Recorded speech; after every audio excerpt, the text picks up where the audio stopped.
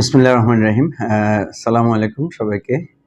একটা বিষয়ে জানানোর জন্য, যদিও গতকাল আমি বলেছি, আবার আজকে একটু স্পেশালি বলছি। গতকাল পঙ্গু হাসপাতালে গিয়েছিলাম। যারা আহত হয়েছে বিভিন্নভাবে, বিশেষ করে যাদের পায়ে হাতে গুলি লেগেছে, যারা হাত পা পঙ্গুত্ব বরণের একটা ঝুঁকিপূর্ণ অবস্থায় আছে, তাদেরকে দেখার জন্য। তো সত্যিকার অর্থে হাসপাতালে গিয়ে যেটা দেখলাম সেটা হচ্ছে যে ধারণার চাইতে খুব খারাপ অবস্থা। প্রচুর লোকেরা এখনও গুলিবিদ্ধ, তার পায়ের অপারেশন হয়েছে, আবার অপারেশন লাগবে, কারো কারো ইনফেকশন হয়ে গেছে, কারো কারো পুজ হচ্ছে, ডাক্তাররা সেটা নিয়ে আবার চিকিৎসা করছেন। তো ভালো দিক যেটা, সেটা হচ্ছে সবাইকে আমরা জিজ্ঞেস করেছি, ডাক্তারদের সাথে, রোগীদের সাথে কথা বলেছি, আহতদের সাথে কথা বলেছি। তারা বললেন যে ডক্টর ইউনূস সাহেব যখন হসপিটালে গিয়েছিলেন উনি বলে এসেছেন, এবং সেখানে স্বাস্থ্য উপদেষ্টা ছিলেন এবং পঙ্গু হাসপাতাল কর্তৃপক্ষ ছিলেন, স্বাস্থ্য অধিদপ্তরের লোকেরা ছিলেন, সবাইকে উনি বলে এসেছেন এবং এটা নিশ্চিত করেছেন যে তাদের সার্বিক চিকিৎসার দায়ভার কর্তৃপক্ষ বহন করবে বা সরকার বহন করবে। এখন অ্যাপারেন্টলি মনে হতে পারে যে তাহলে তার কোনো সমস্যা নাই, কিন্তু বাস্তবে যে সমস্যাগুলো দেখেছি সেটা শেয়ার করার জন্য আমি আপনাদের সামনে এসেছি। আমি আশা করব যে আমাদের যে সমস্ত আন্দোলনরত ছাত্র বন্ধুরা, নেতৃবৃন্দ আছেন, তারা বিষয়টাকে গুরুত্ব দেবেন। যেমন ধরেন, একটা প্রায় 15-16 বছরের বা 14 বছরের একটা বাচ্চাকে দেখলাম, ছেলেকে দেখলাম, যে তার পা কেটে ফেলতে হয়েছে, বাম পাটা। তো আমরা যাওয়ার পরে দেখলাম তার মা খুব কান্না করছে, এবং আমরা ওনার কাছ থেকে জানতে চাইলাম যে কি আপনি কাঁদছেন কেন, বা আপনার চিকিৎসার দায় দায়িত্ব সব কিছু কি ঠিক আছে? তো উনি বললেন যে আমাদেরকে আজকে রিলিজ করে দিচ্ছে, এবং বলছে যে 14 দিন পরে এসে ওর সেলাই কাটার জন্য, মানে তার পাটা যে কেটে ফেলেছে ওখানে একটা ম্যাসিভ সেলাই আছে, ওইটা পরে খুলবে। তো উনি বলছেন যে আমি এখন কোথায় যাব, কারণ আমি এখানে যে ব্যবস্থাপনায় সে আছে, আমি তো আমার যে ঘর সেখানে তো আমি এই ব্যবস্থাপনাটা রাখতে পারবো না।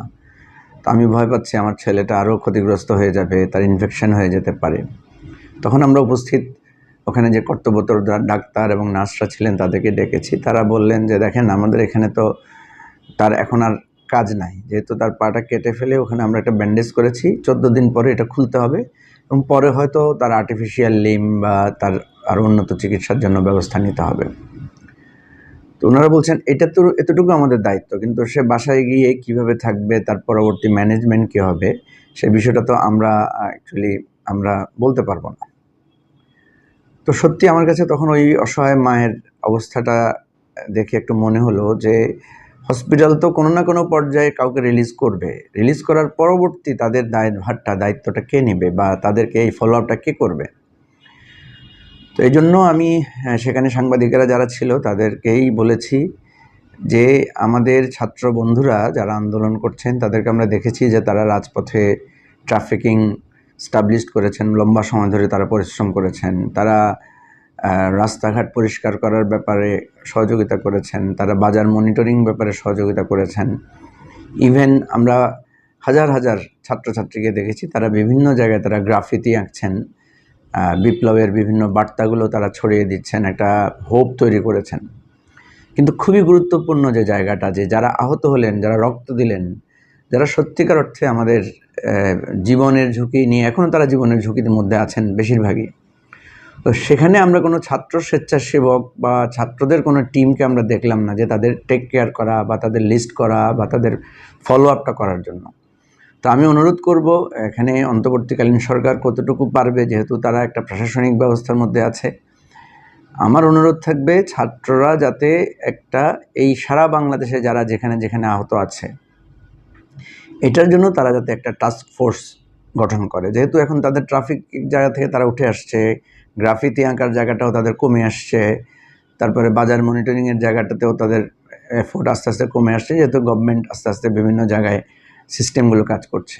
তো আমি ছাত্রদেরকে অনুরোধ করব যে তোমরা বা আপনারা একটা টাস্ক ফোর্স গঠন করেন কেন্দ্রীয়ভাবে, এবং লোকাল হিসাবেও আমাদের কাছেও কিছু তথ্য আছে, আমরা সহযোগিতা করতে পারবো। কিন্তু প্রত্যেকটা আহত ভাই বোন বন্ধু যারা আছেন তাদেরকে টেক কেয়ার করার জন্য একটা সিস্টেম এখানে ডেভেলপ করা দরকার। তো এক্ষেত্রে যেটা হতে পারে যে প্রত্যেক হসপিটালে একটা টিম তৈরি করা, তারা শিফট ওয়াইজ ডিউটি করবে এবং স্বেচ্ছাসেবা দেওয়ার জন্য নিশ্চয়ই ছাত্ররা প্রস্তুত আছে। এবং আমরা দেখেছি অনেকে আমাদের সাথে যোগাযোগ করছেন যে তারা অর্থনৈতিকভাবে সহযোগিতা করতে চান। তো আমরা সবাইকে বলেছি যে অর্থনৈতিক সহযোগিতাটা এভাবে না করে আপনারা ছাত্রদের কোনো টিম যদি গঠন হয় সেখানে সহযোগিতা করেন এবং সেভাবে যাতে প্রপার ডিস্ট্রিবিউশনটা যাতে সেভাবে হয়। তো এই কথাটা বলার জন্যই আমি আজকে এখানে এই মাধ্যমে কথাটা বলছি যে ছাত্ররা যাতে অবিলম্বে আপনার অন্তর্বর্তীকালীন সরকারের পাশাপাশি এই ফলো আপ সহযোগিতার জন্য ছাত্ররা যাতে একটা টিম করে কাজ করে, হসপিটাল থেকে বাসায় গেলে কতদিন পরে আবার তাদের চিকিৎসাটা হচ্ছে এই জিনিসটা করে। নাহলে হবে কি, এই আহত পঙ্গুদের মধ্যে একটা কষ্ট তৈরি হবে। তারা ভাববে যে আমরা এখনো হাসপাতালে, কিন্তু আমাদের কথা সবাই ভুলে যাচ্ছে। তো আশা করব আমরা এ ব্যাপারে ছাত্র সমন্বয়করা, নেতৃবৃন্দ একটা সক্রিয় ভূমিকা তারা নেবেন। সবাইকে ধন্যবাদ।